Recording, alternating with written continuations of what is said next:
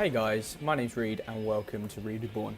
Today is a guide on one of the new dungeons in update 2.3, Stone Vigil hard mode. To get into this dungeon you need an average item level of 70 or above, and also you have to complete the quest Blood for Stone, which you can accept in More Donor.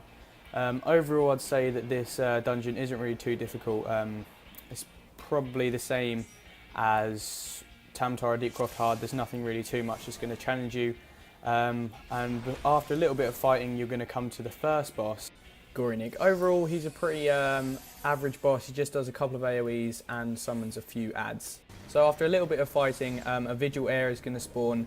They're really easy to take down, but what you do need to be careful of is the AoE it drops when it dies. As it dies it'll either leave a really large circle or one of these like cones in front of it, and that does a few hundred damage, so just be careful after you kill it to move out of the way.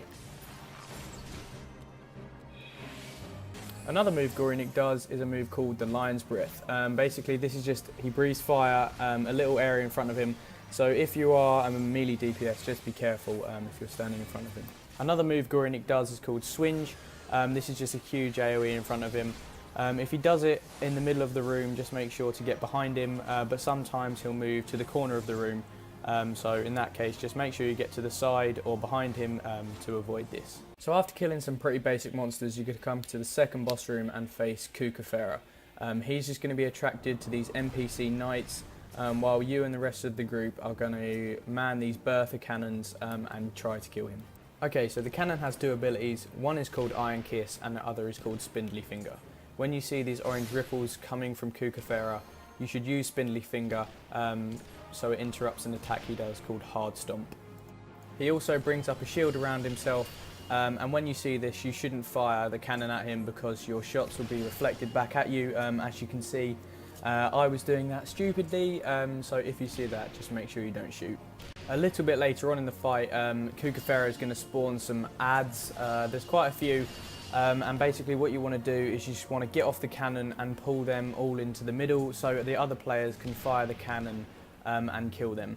Kukafera also turns into like a fire spinning tornado tortoise thing and goes into one player, dealing around 1500 damage. So if you're a healer and you see this going towards someone, just prepare to heal them. After fighting Kukafera for even longer, he's going to spawn more and stronger adds, so you just need to do the same as before. And leave the cannon and pull them to Kukafera so other players can shoot them with the cannon. After interrupting his attack and dealing with the adds a couple of times, you would have killed him, and then you can move on to carrying on through the dungeon. So after killing some more monsters and stuff, you're going to end up in the final boss room and you're going to have to kill Giruv Gnaeus. Throughout the fight he does some certain moves, but he doesn't actually tell you he's doing them. He just gives you a long time to figure out what he's doing, so you can still move out of the way. For example, this tail swish here, he held it up for ages, so he gave you some time to react, but he didn't actually say he was doing it. There's going to be some more things like that, such as this swipe attack, this charge, and finally this fireball breath attack. As you can see at roughly half health, the first Giruv Gnaeus spawns in a second Giruv Gnaeus. But you shouldn't really worry about killing that. You should just focus on the first one and getting him down as quick as you can. There's no need to worry though, as the second Giruv Gnaeus does the exact same moves as the first one, all the same, like the fire breath, the tail swish, and things like that.